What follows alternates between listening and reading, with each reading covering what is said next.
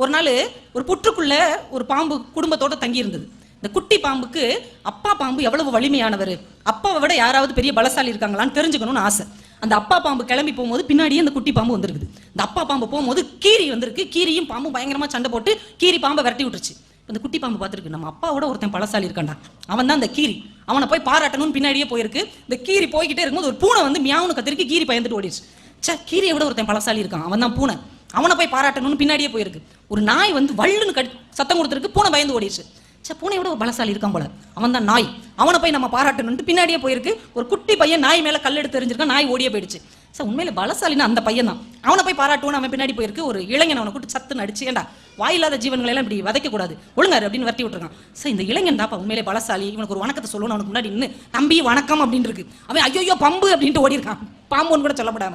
அப்பதான் அது நினைச்சிருக்கு, உலகத்திலே நம்ம அப்பா கூட இவங்கெல்லாம் பலசாலின்னு நினைச்சு வந்தா இவன் நம்மளை பார்த்து பயந்து ஓடுறானே, அப்போ உலகத்திலே நம்ம தான் பலசாலியா அப்படின்னு நினைச்சிருக்கு. அப்போ ஒன்னை விட இது பெருசா அது பெருசான்னு நம்ம தேடிக்கொண்டே போனோம் என்றால் கடைசி அந்த பெரிய சிறப்பு நமக்குள்ளே தான் இருக்கிறது என்பதை என்றைக்கு நம் மனசு உணர்கிறதோ அன்றைக்கு ஒரு குறைவில்லாத வாழ்க்கையை நாம் வாழ்கிறோம் என்று அர்த்தம்.